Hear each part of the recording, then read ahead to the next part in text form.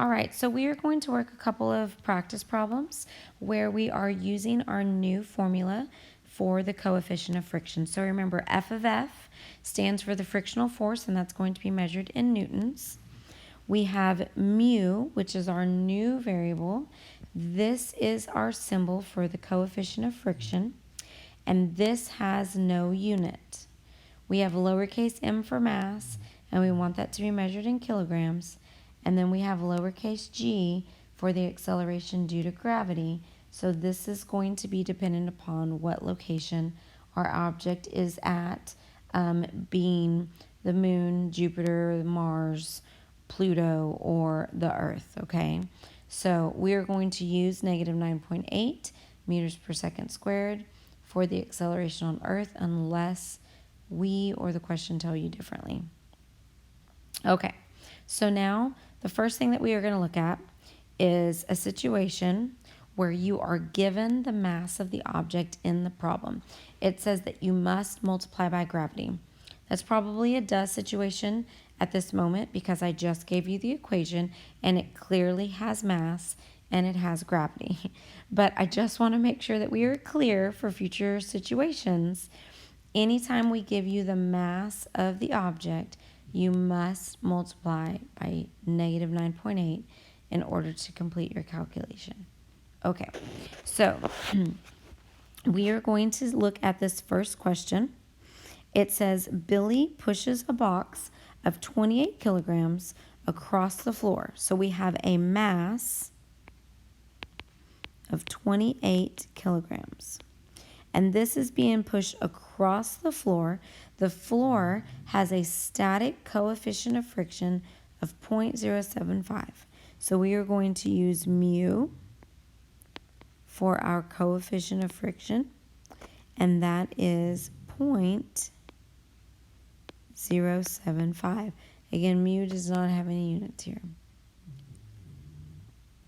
Okay. What force is needed to move the box? So they are asking me for the force that is needed to move the box. I'm going to draw me a little free body diagram real quick.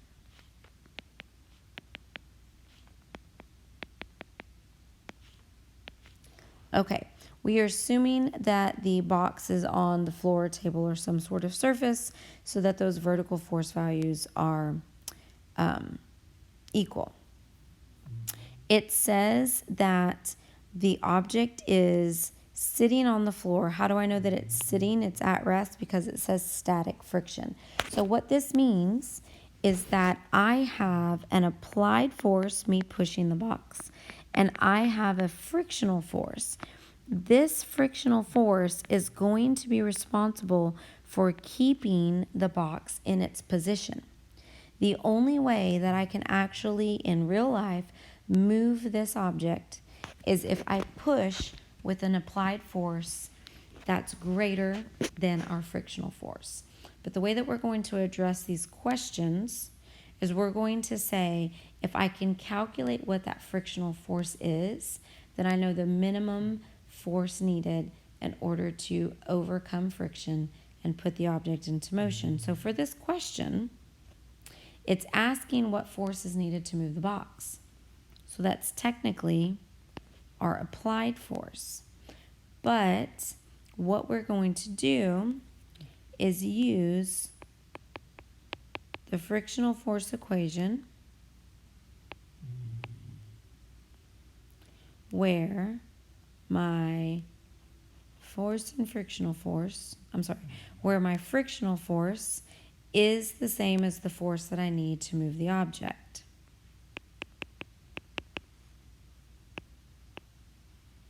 That's essentially what we're doing, okay? So we're going to go ahead and perform this calculation here. F of F would be my unknown. Mu is the coefficient that they gave me of 0.075. They gave me the mass of the object, and I'm going to then take that value. That looks really sloppy. Let's try that again.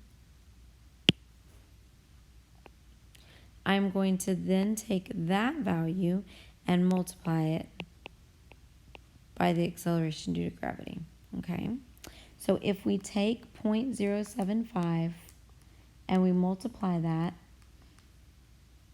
by 28, and then of course we want to multiply by gravity, we're going to get 20.58.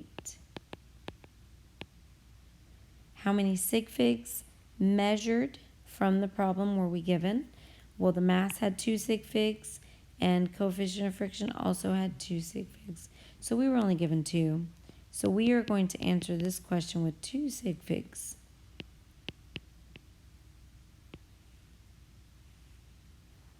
Okay. Now the second situation that we have here is, what if they gave us the weight of the object? Well, I went ahead and kind of spoiled it by showing you. It says we do not multiply by gravity. Why is that? Often when I ask this question in class, I say, hey, okay, they gave us the weight, they didn't give us the mass, so what are we going to do in the problem? A lot of times students want me to take this weight is mass times gravity, and they want me to plug in the numbers that I know, and then I'm going to divide both sides by gravity in order to figure out what the mass is, which is a great idea. However, if I were to then substitute this mass into the equation, I'm then going to multiply it by 9.8. So I basically took a number, divided it by 9.8 to get the mass. Now I'm going to plug it in so that I multiply it by 9.8. Well, can't I just say that the weight of my object, mg,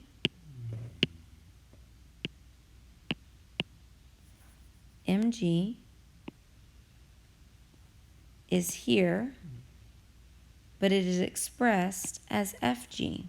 So all I'm doing is taking the weight of the object, aka the force due to gravity, and I'm going to put it in the empty spot for my substitution.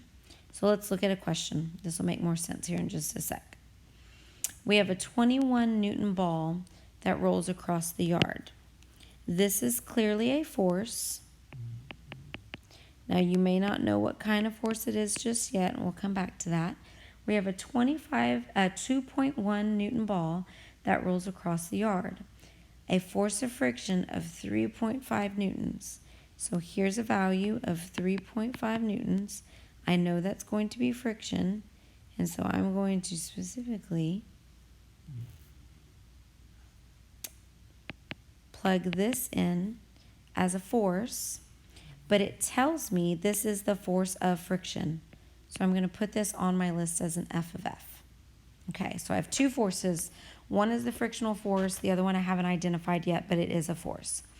What is the coefficient of friction?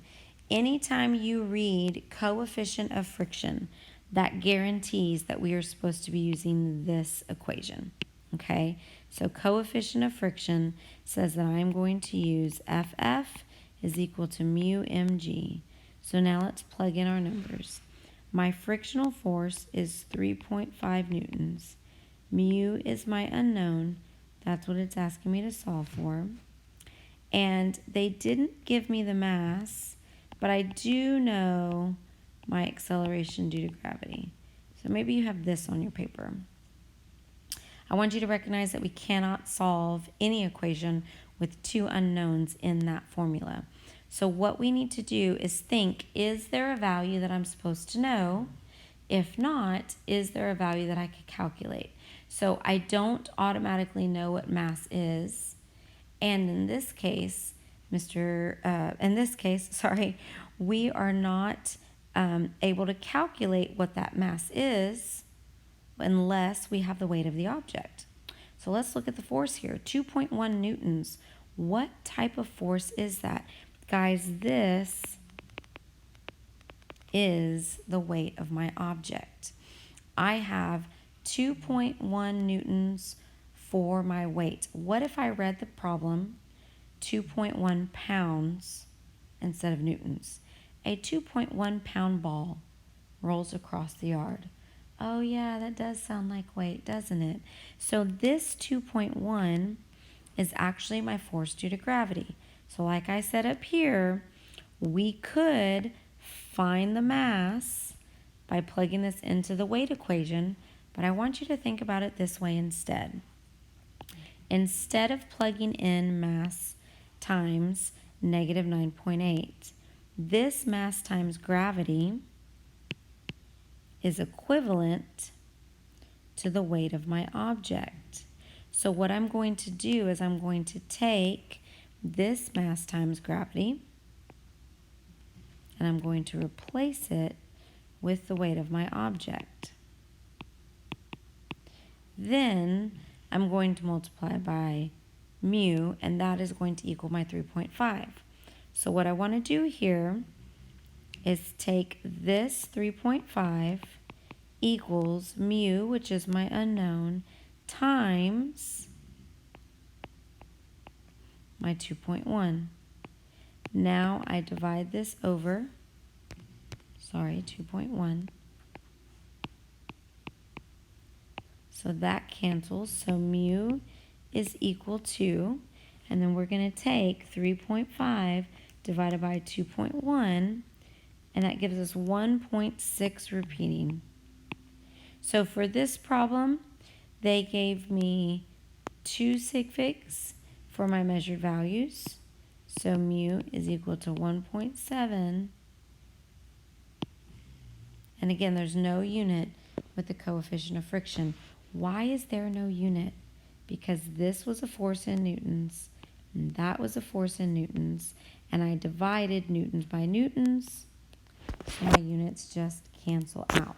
So this is how we are going to calculate our frictional force equation, or anytime we read coefficient of friction, we are going to be using this formula.